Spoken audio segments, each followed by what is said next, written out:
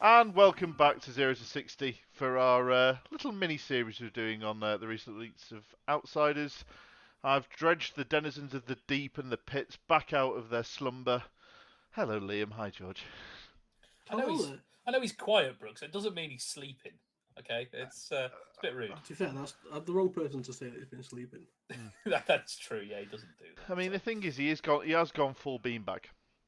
So, No, I haven't. not yet. That'll be for later. oh no, he's not quite pulled it tight. He's like semi beanbag. To be fair, I'm not even zipped up. Oof. Come on, you can't So even I'm like recognise it. half. I'm like half beanbag. Like I just cannot take this hood off. My hair is atrocious. Half man, half beanbag. You heard it here first, folks. Well, goodness me, we're meant to be here to talk about Ninja, and Yeah, not somehow me. we're talking about Liam being a beanbag. I I'm mean, not quite sure how we ended up here, but I'm quite happy talking about him being a beanbag, to be honest. All semi beanbag, sorry. We're I not don't starting a want to. separate podcast for that. welcome Jesus. to our new mini series about Liam being a beanbag. To be And the fair, whole audience has left. no, actually, I think we've probably just gained a few listeners. It's better than some of our takes. Hopefully. So, yeah, George has already given the game away, or the fact that probably the title of the podcast did. We spoke about Assassin last time. This time it's going to be all about Ninja. So, again, all the cards have wonderfully appeared in front of the viewers at home. For anyone listening at home, just play along. Check out the card galleries on Flesh and Blood or on Fabry. So, I mean, last time we spent a lot of time talking about Azuri and Arachne because we've got some new and exciting heroes. This time we just got reprints. We've got our Katsu Boy and Benji. Yeah, we certainly did. It looks like they're back. They've wandered over to the pits, and which I think is literally how they ended up here in the lore. To be Yeah. fair, but yeah, it's good to have them back. I guess to have them be a bit more relevant, have a bit more support, particularly for Katsu. I don't think anyone saw Benji coming back though. That was a bit out of left field. No, it It was was a bit. lore-wise. Obviously, they've wandered over because there's a disease rushing its way through Mysteria. Katsu's almost banished himself to go and try and find a cure for his people. Don't know where Benji's turned up. So I just picked him up on the way, to be honest. Yeah, it's slightly questionable, but I mean, yes, I guess if you're trying to find the cure to a disease, you go to what, by the flavour of this set, appears to be the centre of all disease in Wraith. Yeah. I mean, I think that's actually just Riptide, but again, we'll come on to him Yes. when we cover off our off the Rangers. And then we got again with Assassin, we got some really exciting new weapons like Orbital Class and the Scale Peeler. We just get Kodachis again. Not even Zephyr Needle, just Kodachi. No, we do I just wasn't get it. expecting anything different, to be honest. Same here. I thought we might get Zephyr Needle, to be fair, before Mm. the set came out, but it quite quickly became clear that we were only getting the Kodachi. But hey, if it ain't broke, don't fix it. No, and let's. True. I mean, how many times have we had Kodachi for one? Kodachi for one. I mean, it's been a while, I guess, since. It's a fab staple, mate. Uh, You can't get away from Kodachi for one. it's nearly as iconic as Pew Pew for two. And also, let's be fair. Doesn't everyone love a good old Kodachi lock? Oh, No, no. Okay, love me a fair enough. Kanachi. I love a Kanachi. I was gonna say I thought you might at least. I know you've had your share I of mean, success on Control Katsu. yeah, Brooks is more mortified still from history. Oh, honestly, I feel like it's something that's been ingrained onto my soul when you were playing Control Katsu and your flick flacks and your nonsense shite. I love how he always goes to the defense reaction first for what irks him though. It's always a typical Dory player. He's always like, "Oh, you flick flacks." God fucking, damn it. fucking flick flack, man. Oh, it hurts. Um, Anyway, but beside the point. we'll now get on to some new cards that Ninja's actually got. So we got there's a bit of a package in Ninja. We'll come on to them all a little bit more separately around messing about with the names of cards. So we get a couple of reprints around combo lines, but we get this whole idea of kind of cheating the names of cards to try and make those combo lines a little bit more accessible, probably especially if you're playing as Benji. Um, I think the Mask of Many Faces kind of does that in a really elegant way. Yeah, I really like this. Love the fact that this is probably, this is just going to be such a high pick, I think, for limited. A nice bit of one block equipment that just helps you string your combo lines together a bit more easily. This is always going to be worth a bit of extra damage in theory. At least it should be if you've got something that gains something off combo, just been able to give something else the name before. Yeah, I really like this as a limited piece. Yeah, I agree. I think the design space of this card's really cool. It's such a simple design, and yet it would just work so well. It's going to be an interesting pick in the draft space as well for Katsu or Benji, helping them along with the combo lines to make things throw freely. Throw freely. I can't even speak now. Flow freely. Thank you. Flow like And water. That's probably an attack, to be honest, in this set. Nearly. Close. But anyway, but no, I really like the idea of how they're going to try and almost cheat the name system. So when we spoke about Dishonor previously, if you haven't got, you can throw something. You can you break this, then throw your attack, naming it as Surging Strike, and then you probably play considerably less than you would for the Surging Strike. So I think it's going to enable a lot of shenanigans. So I'd give it a solid 3.5 for me.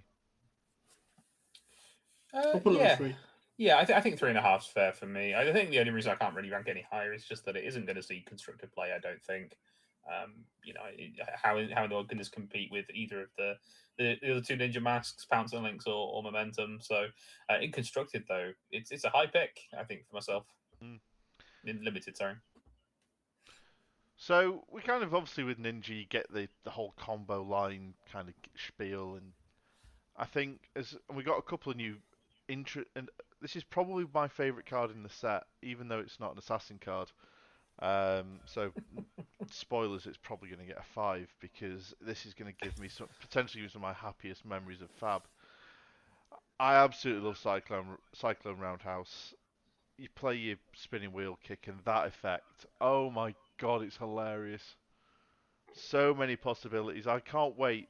The hurt you saw when I mentioned defense reactions. When I yeet that man's rampart out into the oblivion, so much value lost. I love it. Yeah, the fact that this can just get rid of their rampart off the chain when all they've done with it is Block a just Kodachi. block Kadachi at the start. This is pretty damn good. I like this a lot. And like you say, Liam's gonna hate it. This card hurts my soul. Good. So deep. It's honestly, I think the design is actually like super cool. Very cool. I think something like this definitely helps the Ninja matchup, Ninja into Guardian matchup. Kind of stops the Guardians from kind of fatiguing them, right? Because why would you not? You shouldn't be scared of this card all the time. Like Kadachi for one, you're gonna put a rampart in front of it, maybe, but then Cycle Roundhouse yeets it. It's like drill shot, right?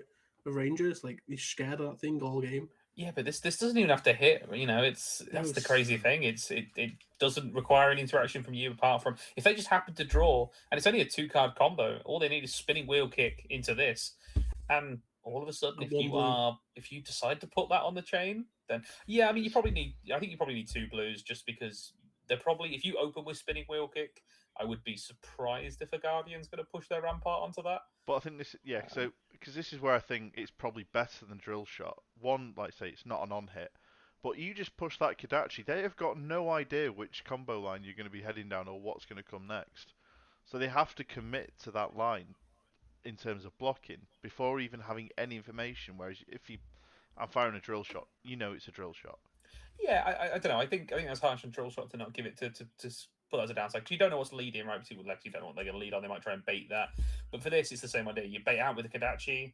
But with this, I just think it's the lack of interaction. The one thing the Guardians do well is block. So drill shot, it's got to hit. This, who cares about hitting? I don't care if this deals 0 damage. If it gets rid of their rampart early in the game, that doesn't matter if it dealt 0. It's probably done 10 damage for the rest of the course of the game that they've taken from Kodachis because they can't rampart them anymore. Equally, you look at Assassin as well, because their whole thing is obviously they can buy back their equipment, but they can't buy it back from Banish because it goes to. Cause they can only buy it back from the graveyard. You can permanently get rid of their Mask of Perdition or their brand new redback Shroud or the black text. Yeah, I mean, getting rid of the mask seems absolutely huge for any fatigue or acne build out there that seems to have been popularized recently. Is the kind of the most common version of that deck. So I think getting rid of that for them, like you say, or to be honest, just getting rid of someone's battle worn piece of equipment. If you get rid of a Runeblade's Grasp, suddenly they've got to find another way to activate Swarming Gloomveil, because no just easy pitch into Grasp anymore because it's just gotten banished. Doesn't matter. So yeah, I think I really like this card. I don't think we've seen anything like it so far in Flesh and Blood with this sort of effect of this random banish off the combat chain. That was pretty unique. I think because of the uniqueness, I'd give it a 4.5. I'm not quite as taken away with it like Brooks is, but 4.5 is high enough for me, I think. Yeah, I'm in a similar boat. I know we all know what Brooks is going to be, so I'll jump in here and go with I will go with a 4.5 as well. It is a little pricey as the combo as well, I think, to try and get this one after the Kodachis, but I can see why because the effect is nuts.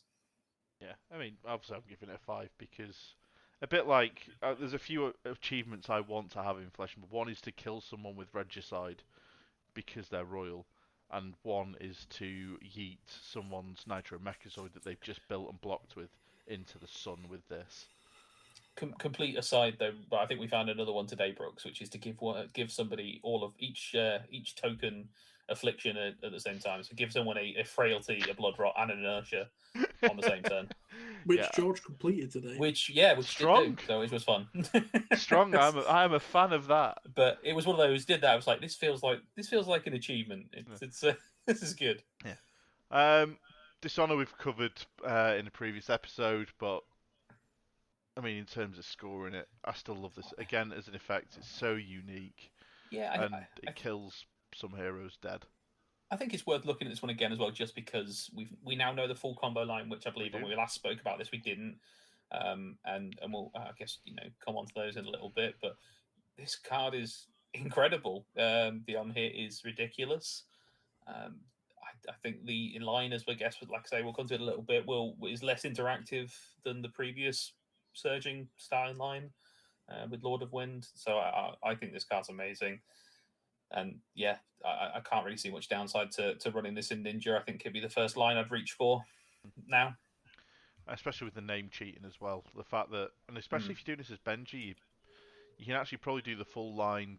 You then throw your Kodachi, you lose the +2, which means this becomes you can't block this with cards. It comes in, so which is good for Benji. You hit this, and you think about people like Azuri, they lose their abilities just to flash it in. Riptide will come on to Azalea, you can't dominate arrows. Levia loses every game. Levia loses, Kano loses, Dory loses. Oh, there's so many people that are just going to hate this card.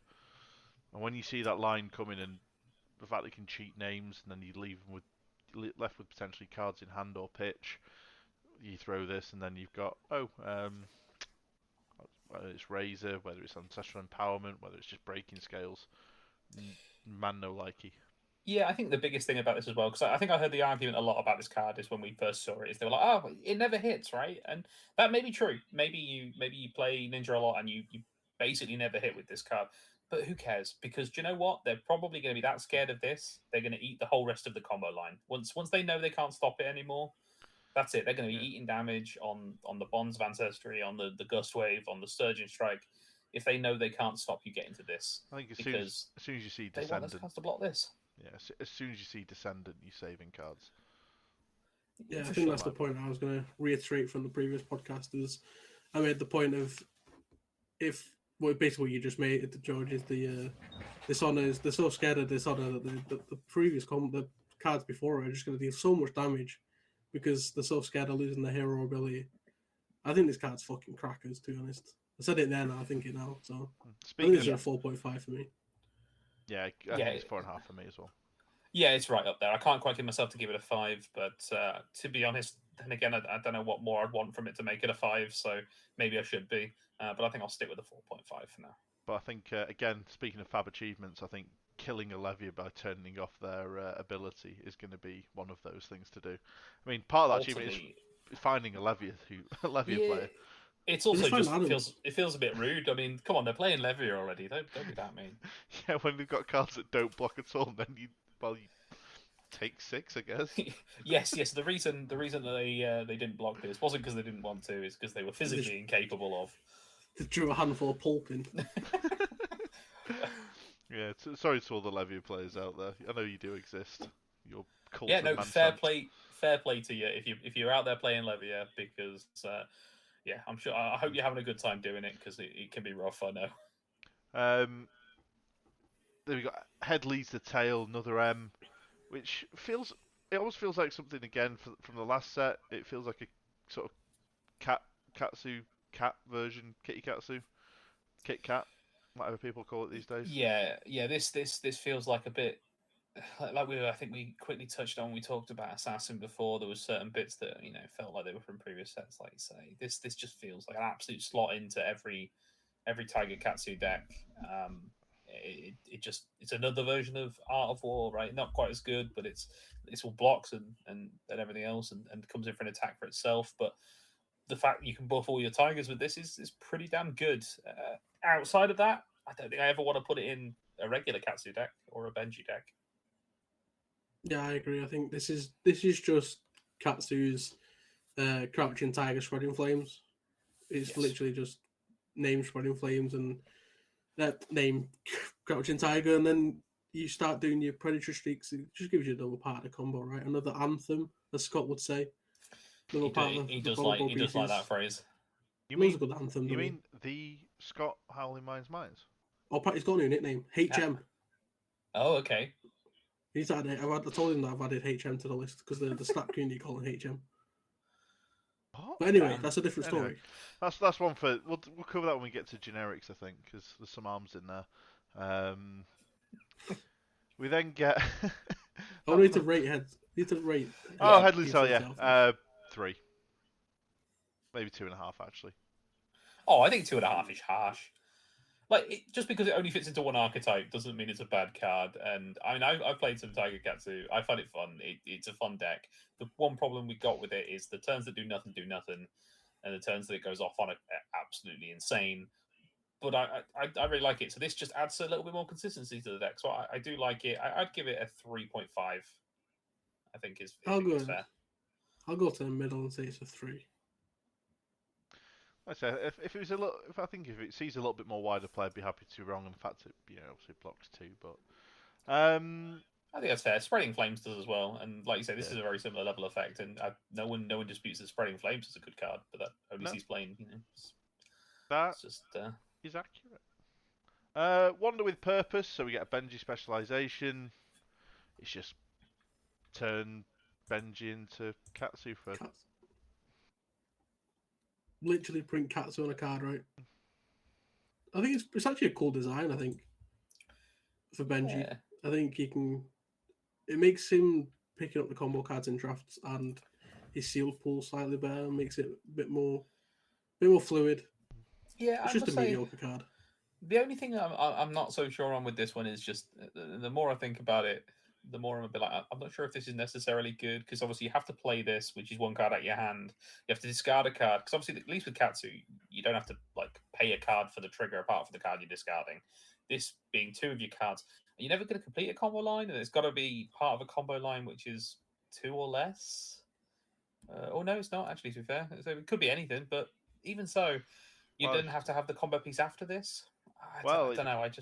If you use this, having just paid for your Mask of Many Faces.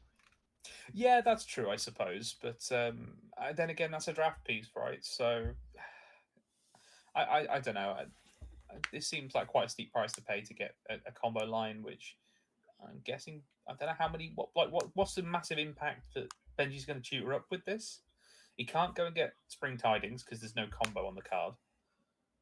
So I don't really know what he searches for this to be impactful. I mean, in a limited environment, maybe this is one of the ways that he does do the dishonor line. I don't know if that's even possible, really, because I mean, you've got to have this in addition to the rest of the dishonor line. I think that's always going to be his downside, right? Oh, but all I mean is like instead of him having this on the hero ability, this is an expensive way to do it because you need this in addition to the card you're going to discard, and then every other piece has to be Yeah, the correct part of the line. I suppose, like you say, with maybe Mask of the Many Faces, maybe it becomes a bit more achievable because you give this the name Surging Strike, yeah. and then go and find your Gust Wave. And that's the thing, we've got cards like Flow Like Water as well, which can, Be are like fairly water. Be like water, sorry. Where you can start maybe get into a cheaper level of doing that. It's still going to be hard because you have to have verging on the perfect hand at that point.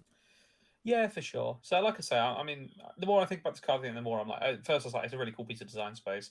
I do wonder whether maybe this could be pretty good in if someone's playing like a Tiger version of Benji instead.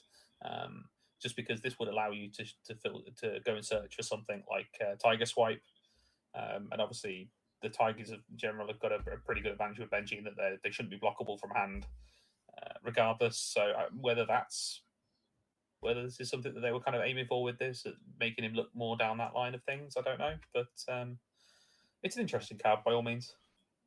Very middle of the road for me. I think I'll give it a 3 because it's got a doggo in the art. that's fair. I think I'd go a little lower, 2.5 or so. But doggo. I'll go slightly lower and call it a 2. I mean, but yeah, doggo. Yeah, the I doggo agree. is the 2. Yeah. It also, is the doggo stealing something off somebody? No. Exactly. It's even better, doggo. It's cheeky doggo. Wonderful. Well, I think I mean the next one's probably, having spoiled what I thought my best card of the set was, this might be my the card I was most disappointed in, because the Silverwind Shuriken has some of the best art in the set. I was going to say, you can't be disappointed with the art, mate. Come on. I know. I'm not disappointed with the art. The art is exactly what I wanted it to be. The effect, however, is not. I mean, the fact it's an item and turn 0, you can play this, or it's a 0 blue, so you can do the whole Kadachi nonsense. But there's a million 0 blue cards in Katsu these days. I just, outside of turn 0, do I ever really want to play this? You get it. It's like breaking scales on the board. Yeah, the upside feels really good, right? And it feels like it should be something that's good because breaking scales can win you games. It can force your opponent to overblock in the end game when obviously they're on low life, they can't afford to take your combo effect, or even just they're on 1, and they have to respect every break point. But this feels like it's going to catch up with you when you've got a no block, when you have to not be able to end on a combo like ender because you want to drop this thing onto the board. So yeah, I'm not a fan of it either. But like I say, the artwork is, I don't know, I really like it. The card is I wish this had go again. I really do. Yeah. But yeah, this is just basically breaking scales on the board. Like turn 0s is fine, right? You can maybe Kadachi throw something with Gilgan out and play the Shuriken. But again, like it's living in a dream world, I think, if you want to play this card. It's like I say, I mean, I had such high hopes that I wanted them to do shurikens at some point, and yeah, this just isn't it. I was hoping it was going to be more. Maybe it was a weapon, or a bit like how tigers are. Something you just keep throwing at people and they're deadly. This just feels like it's a brick. Yeah, I was hoping for something, I think, similar to yourself there, Brooks. I was hoping that maybe this was something you could create or whatever. But like I say, yeah, I'm not big about the effect at all. The lack of go again, the lack of block, which I understand with it being an item, they couldn't start printing block on these, but maybe. Yeah, it's a bit of a strange one to put a no block on this. If it had go again, I'd be much higher on this, but it gets a 1 from me. I just don't ever want to play it. Yeah, I'll give it a 2 because the art is so fucking cool. I'll go 1.5 here. The art's really cool, and yeah, it's a guess maybe as a one-off if you get a turn 0 play. But I guess I'm trying to find reasons to play it. If there was a doggo throwing the Ninja Star, you get a 2. So basically, everything would be slightly better if it had a doggo in it. Is that your podcast here? Is that your no? Books? I think that's my advice for life. Everything is better with a doggo, and I don't think you'll disagree with me. I can't. I'm sorry. Life is better. Life is better with a doggo involved. Yeah, I can't disagree with you. I wish I could. Yeah, but like I say, but the art is, like you said, Liam. The art is so good. It makes me so sad. Anyway, moving on Speaking of from good art, I mean, to be fair, yeah, looking at the next one. this is the sort of thing you want in a print. And I saw an interesting point from someone earlier that in the actual flavor text for this, amongst these transcendents, it's capitalized. Every time they've done this in previous sets, I think it was in one set, I think Uprising got mentioned, and it was the only capitalized word. I think another one was Dynasty. Ooh. We had another one which was Dusk Till Dawn, and obviously all of those, or Dawn Till Dusk, and it's now turned out that all of those have been set names. So some people are now theorizing that this Transcendence might end up being a set name. I'm not entirely sure myself, but I like a little bit of theory. It Maybe, might maybe. be the mysterious set. I wonder if it could be a location. We might see another location card. If this is the name of this kind of like mountain range or like kind of mountain range-esque looking thing that we can see in the card art, because that'd be very cool, I think. But actually, talk about the effect on the card. It's another zero block. It does the zero thing. It does the zero thing. Yeah, I can't. Wonderful. It's just Kodachi do some make me miserable. You can tell he's not a ninja player. No, there's only so many times I can block a Kodachi. The effect is weird. I'm kind of not sure. I think there's some shenanigans afoot when you get to CC. I think we mentioned it before, doing stuff like an Art of War to be able to draw the two cards that you've to make sure you get the same two cards, or you don't have to necessarily get. You can just get the surging. If it's a blue surging, you get the blue to pitch, and then you get actually a combo card that you want. It's got Yeah. I do wonder, like you say, whether maybe there's some shenanigans with this. I do think there's like a dream line of you come in with an attack or something, and then you maybe ancestral. You play this in ancestral or ancestor in response, and then are able to draw the card that you just put back onto the top of your deck. And the fact that you can split between top or bottom means you can even do that on a surging, I guess, and just put the whelming on top of the deck, draw straight into that, and then you could even, if that causes the hit, go and shoot at the next piece of the combo as well. So I think there's some play there. I just can't really mind if I think it's good. I like the splitting of the card as well, because actually you can put one on the top, one on the bottom, can't you? Yeah, that's what I was saying. Yeah, so like if you did it on a surging, right, you could always put the surging to the bottom and put the ancestral, the whelming to the top, and then just grab that with an ancestral empowerment. Yeah, was kind of what I was thinking, but yeah, it's certainly an interesting one, and I think maybe it's good. Maybe it helps in a fatigue game. Saucy Boy. I mean, you stole my point already, you bastard, Brooks. He's How going to agree could you? He's going to agree with me again. No, you don't agree with me. You copied what I said yesterday. God damn it, about the Art of War drawing two cards. This podcast is basically what Brooks is doing. He's stealing everything I said yesterday and making himself sound smarter for once. Anyway, ooh, this beanbag's got teeth and claws. Yeah, I think for me this is it's a blue pitch remembrance, which is but very specific. You see, these are the cards you would remembrance anyway. So it's kind of interesting. I do like the idea of playing Visit to the Floating Dojo, Tunic Helmet, Art of War to draw two combos. I nearly where your turn goes from there. I nearly used the term blue remembrance, Liam, and but unlike Brooks, I was like, I remember Liam saying that yesterday. I better let him make his point on that one. Not a bad person like Brooks. Well, Liam doesn't usually say much, so I kind of just make sure. I can never count one day to the next on what he's going to end up saying. Or he did it. He could have just sat there and said, "Card's good." The guy did it in the last episode as well, but I ignored that one. I didn't think he'd do it again.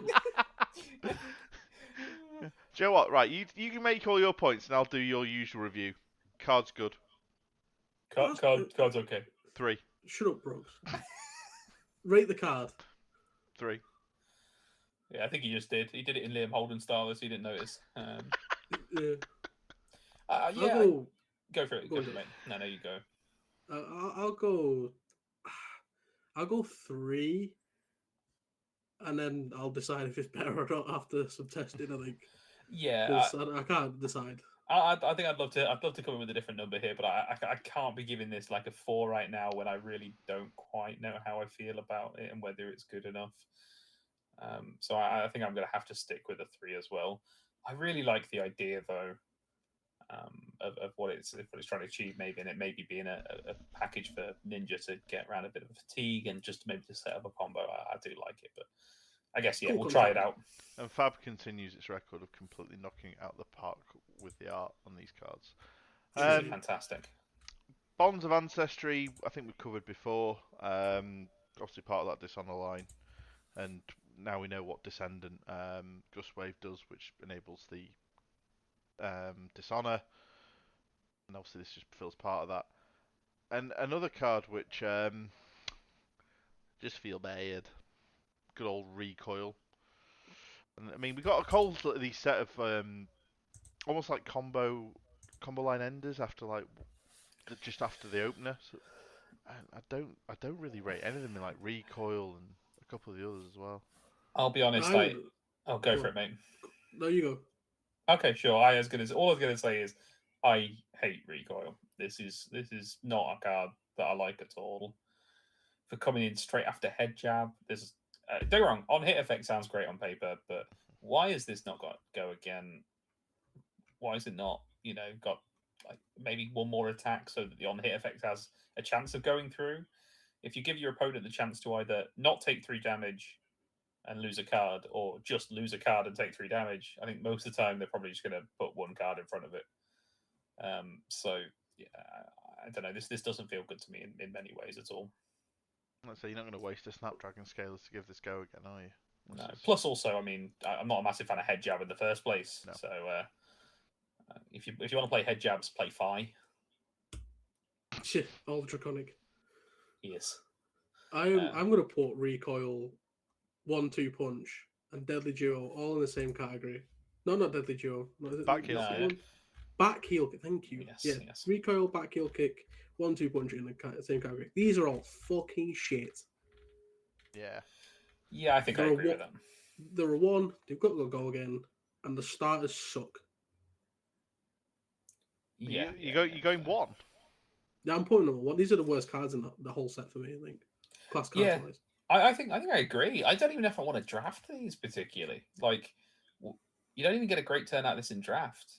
Even if you could actually maybe a head jab into this. Yeah, you draft the head jab, but it sucks. But at least it's got fucking go again. Exactly. Like I'm happier drafting a head jab than this. And I mean, if you're playing against Azuri, I quite imagine that if you could actually head jab into this, she's quite happy. She just drop a 3 block in front of this, and then can do shenanigans on her own turn by swapping in attacks. Doesn't feel like you're going to be pushing damage into this with this effect at all. Even if you get the combo to work. I think it's a real shame. The only positives for me, again, it's the blue block 3s at 0. Yeah, for sure. And if that's the best thing about these cards, they are 1s. Yeah, I agree. They're 1 for me. It's a shame because the art is amazing again. Like back heel kick is stunning. Yeah. Yeah, that one in particular I do quite like. But yeah, I agree. I think honestly I'd take the blues over the reds for some of these. A lot of the times in draft, that having a Kodachi would hold exactly. It's a block 3 when I have 2 of them in hand. Yeah, that's exactly what I'm looking at these for as well. Yeah. But we have got a nicer card, and it fits in with my favourite card of the Cyclone Roundhouse, is the Spinning Wheel Kick. I love the fact it can combo off itself. The effect is cool, and it enables the Cyclone. Yeah, and it's got go again. Everything that's wrong with Recoil is what's right about Spinning Wheel Kick. Right, like it's just over that break point. Sure, I have to pay for it, but it's got combo. It's got go again. It combos off itself, like you say, but also has a combo finisher.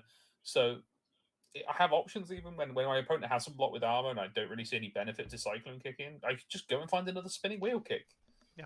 And it gets that buff. If it hits, it goes to the bottom of the deck. So I could, if my opponent doesn't want to block him in an aggro matchup, I don't run out of these to go and combo for. I can just keep finding the Spinning Wheel Kicks when they come up. So yeah, I think this is a fantastic card. I like it a lot. Yeah, it's a really cool card. I think hitting the break point is really good. It's definitely it's essentially a better leg tap, right? Yes. And I think the recursion is going to be quite interesting, especially in the draft format when if things like people like Riptide, which will come into the next episode, start getting a bit blocky on you and trying to fatigue you in in limited format, spinning wheel kick might actually be a true powerhouse for the ninjas to get over that line. So yeah, I really like this card. Yeah, big fan. Really am. Like I say, it is really leg tap plus, I think is the way to put it, Liam, to be fair. So I think this is like a 3.5 for me. Yeah, I mean, I'm tempted to go a little bit higher on this, considering, like I say, I mean, it leads into my favourite card. So I'm tempted to give it a. Yeah, I think maybe 4's a little bit too high, but I like the fact that you play this, you play the next one, it's going to be 5. And 1 for 5 feels pretty good with Go Again. And an Oh, on it definitely does feel good, and yeah, no, I like the card a lot. It's very impactful, but I think I'm quite happy at a 3.5. Like I say, Yeah. I'm going to go 4. 3.5. I'm going to be positive. I don't know. For me, I think the next card is the reason why I can't find myself rating it higher, and that's because I think the next one up is the best ninja card that we've got in the set. Back heel kick. No, it's certainly not that. We've covered that one, Brooks. No, I agree. Be Like Water is absolutely bonkers. Yeah, absolutely. This thing's insane. I think it's amazing. The ability to replace the card name on an attack, to give a relevant on hit that isn't even just anything related to cats or anything like that. This is worth blocking many times by itself, because your opponent just goes, oh well, okay, I don't have to bother playing a 2-cost surging strike. I'll just hit with this, pay 1, and then I can do the entire Descendant Gust Wave, Bonds of Ancestry, Dishonor combo line for free. It cost me 1, the entire thing. So it does make it possible to Kadachi into that entire line without pitching more than one blue. Yeah, a card good. This card is fucking crackers, in my opinion. This is head jab on steads. I think the only thing I would change about it, I think I've made this point. I don't know if we spoke just like privately or whatever. I would change probably head jab and twin twisters on this card and put it to like leg tap 100 wins, maybe, but it might be fucking way too good at that point. But I think it's basically 0 for 3 Go Again. Yeah, which is basically head jab, and then you pay 1 to make it easier for your combo lines to start. So there's no downside to this card whatsoever. I agree. I can't see myself ever paying very often to either play head jab or twin twisters. But yeah, maybe the card would be too good if you were doing leg tap and 100 wins, because I'd certainly activate those. If I've already got a handful of 100 wins and I can do a full 100 wins line with this, that'd be great.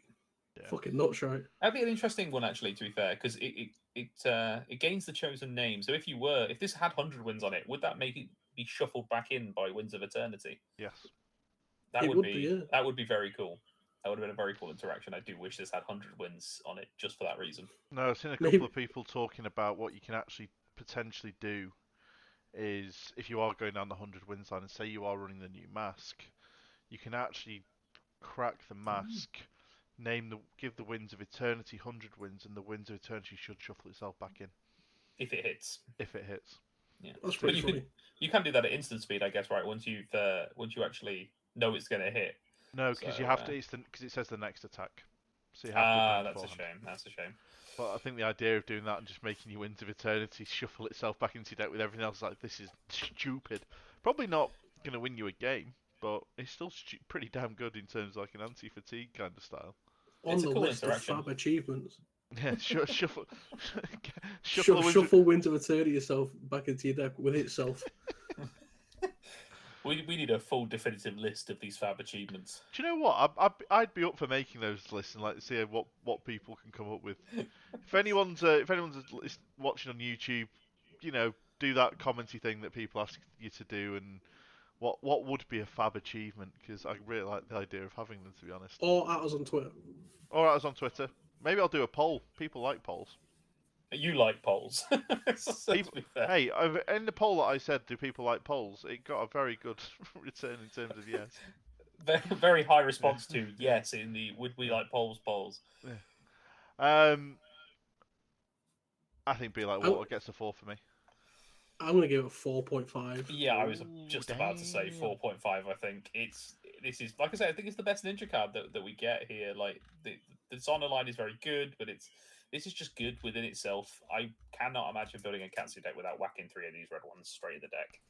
So Honestly, I if think this it's had 4.5. 100 wins and leg tap on it, I'd give it a 6 out of 5. Yeah, I'd give it a 5 as well if it had those. To be fair, but like I say, I think it's just good enough right now. Even if you just ignored the head jab and the twin twisters, just being able to make it surging is Yeah. so impactful. Well, I say even if you're doing the load of wing combo, this becomes real good. Yeah, same thing, right? You know, the biggest expense CC.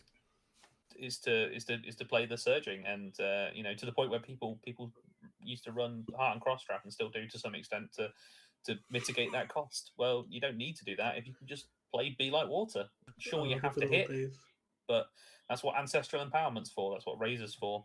You know, these do allow you to get around that.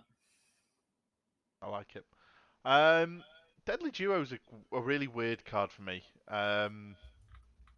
It feels kind of anti-synergistic. It feels like it should be a Benji card as soon as he's on the art. And yeah, it feels like that's where it's aimed, right? but Benji often doesn't want to buff his attacks above 2, so giving them a +2, I don't know, it just doesn't feel right to me. It suddenly makes his attacks blockable, which makes them feel slightly worse. Unless you're doing something like Spring Tidings eventually, which can then really ramp up into quite a sizable attack. But yeah, you see, I don't know. I think you say that. I'm not actually sure that Benji doesn't want his attacks to be unblockable.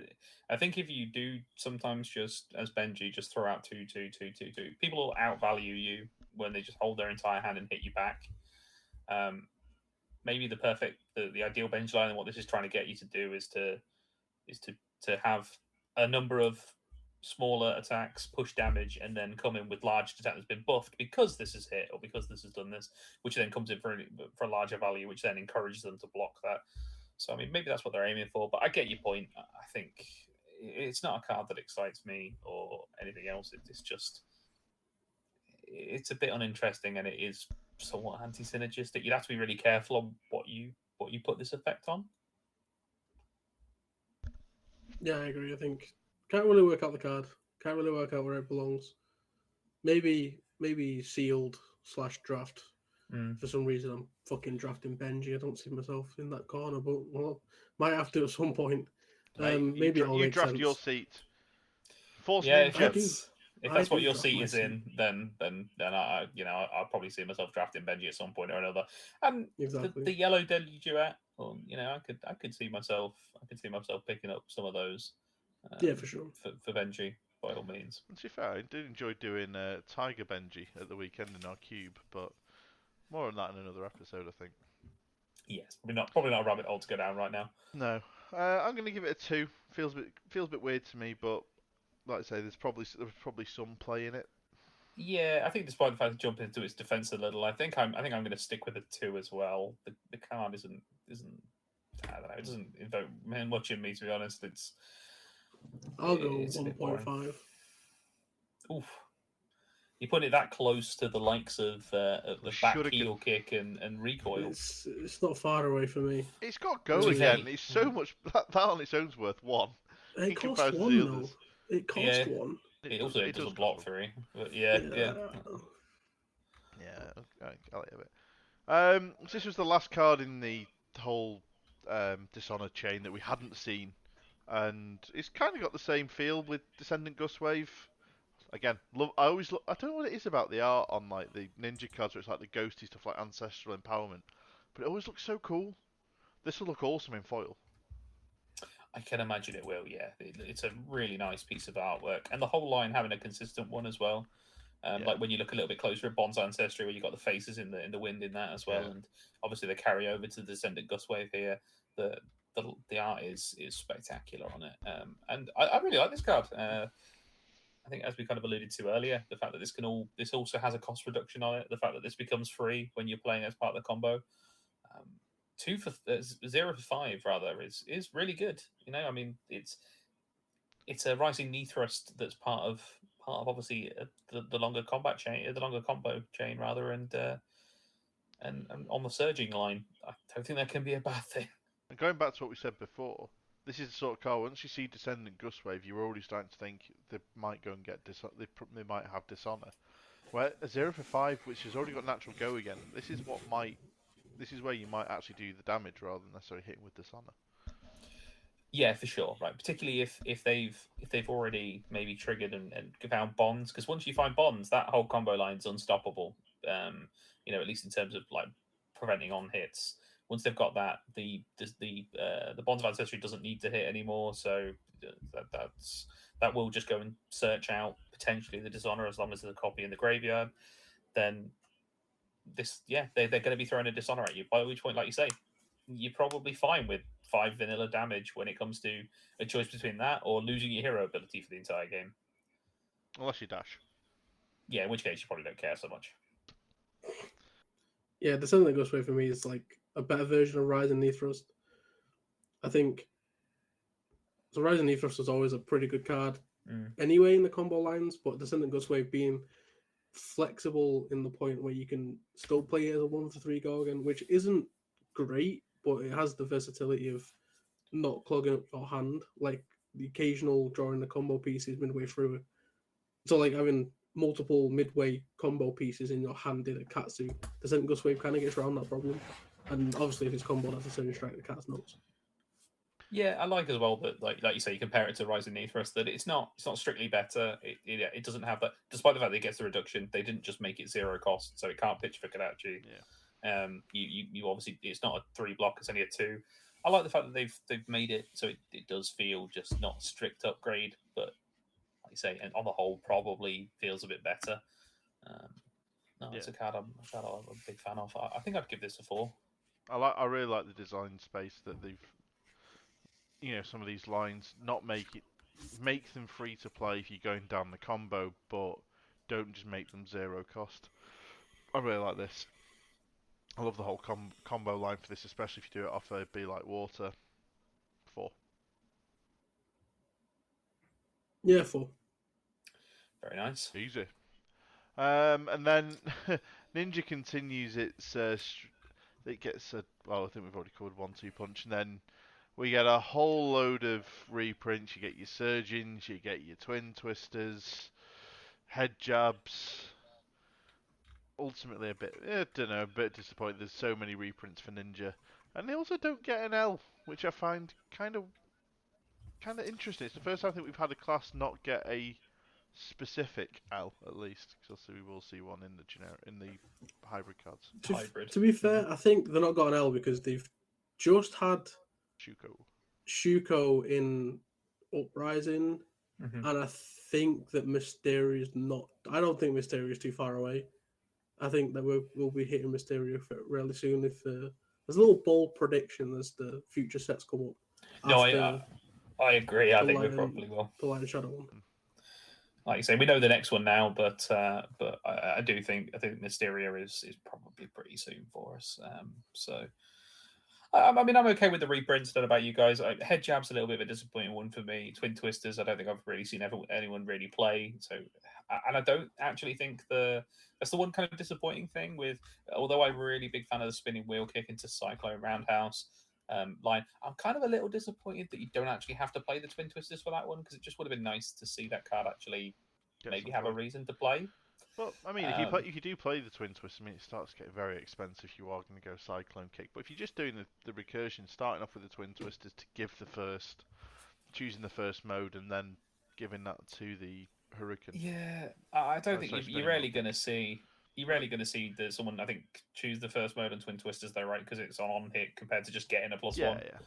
Yeah. So, yeah, I mean, I think that's a little bit of a shame, but I mean, Head Jab is just not an interesting card. Surging, I'm glad they did a new line for that, so I think that's an interesting way of doing it. So I'm quite happy to see that reprinted. But yeah. I think that's all this for me. Yeah, I mean, I'd like to see metrics before we go to Mysteria, because we've already had quite a lot of Ninja support in the game recently, and obviously we still have only got Dash. And if anyone says, "Oh, we've got Data Doll," no, it doesn't count. Data Doll does not count. Well, so we get like Data Doll Mark 3, and then it's got 5 intellect. Then we'll start talking about it. No, she goes the other way. She goes down to 2 intellect. Her ability's cracked though. It's just crazy. Yeah. Overall thoughts on Ninja? I think there's definitely cards that Cats are using in CC. I think giving him different combo lines is a refreshing take because he got really stale using the same cards. Obviously, I wasn't a fan of the Crouching Tiger line. I didn't really enjoy that deck so much. I think it's whether or not Katsu is good enough to start to see to peek his head in competitive. It remains to be seen, but I think drafting both the ninjas will be definitely interesting. Yeah, for sure. I mean, for me, I'm happy with a lot of the cards we got in here. I think there's a lot I like the new combo lines. I think, like Liam said, really, I love the new the dishonor line. I think it's really cool. I think that'll be a big boost to CC. I can't see people not playing that. And the fact that you can obviously have that and the Lord of Wind line in the same deck and just being able to pivot between the two at different points, I think that'll be a real big upgrade. So I think that'll be really impactful. Apart from that, I think there's a couple of cards that are good. Like I say, Be Like Water stands out for me completely. Seems like a fantastic card that I think just will immediately go into Katsu decks. So I think they've done really well here. I mean, I think if you guys started rating them, I think I'd go for about a 4 for Ninja overall. I mean, obviously they didn't get an L, but like you say, I think they've had one recently. I don't think they needed to see another one that was specifically tailored for them. They've got a pretty good equipment suite now anyway. What was your rating source? On Ninja, this set 4, maybe 3.5. I can't decide. 3.75. There you go. Going right in the middle. Come on, none of that. Thank you very much. None of that bullshit. You can have a half. You don't have quarters. Yeah, 3.5. There you go. Yeah, that's fair. I think.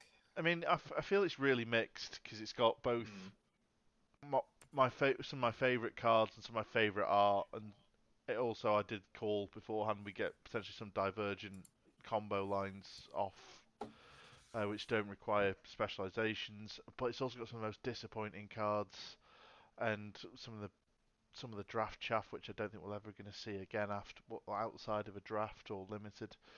I'm going to go, I think 3.5 or 3.62 if I'm feeling like Liam. I think 3.5 is pretty fine. It's got some high points, but yeah, there's definitely some disappointment. Though I will say, as a slight spoiler for a future part of the miniseries, I don't think it's got the most disappointing card in the set in it. No, that's true. But no, I'm not excited by Ninja as much as I am by Assassin, but it's definitely nowhere near a spot like I was with Icelander. I just don't want to draft Wizard. I'll happily draft a Katsu deck, a Benji deck, and I probably will. So I want to see how it plays. But I think, chaps, any closing thoughts before we wrap up part 2 of our mini-series of Outsiders? Nothing from me. No, I think we've covered everything pretty much there. I am excited to play some Ninja as well in limited, so it'll be good. I've played some in the past. Be intrigued to see what it looks like in the limited environment. So yeah, I mean, I think from me, just looking for I just want to get my hands on the cards. The more we go through them, the more excited I get, and the further away next weekend feels. Doesn't it just? It feels too really far does. away right now. Oh, it really does.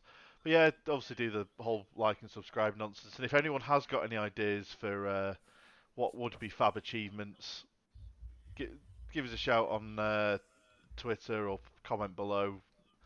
And thank you very much, gents. And I think next time we're covering off Ranger. So anyone who's watching and listening, thank you very much. And we'll catch you on the next one. Yeah, see you on the next one. Bye.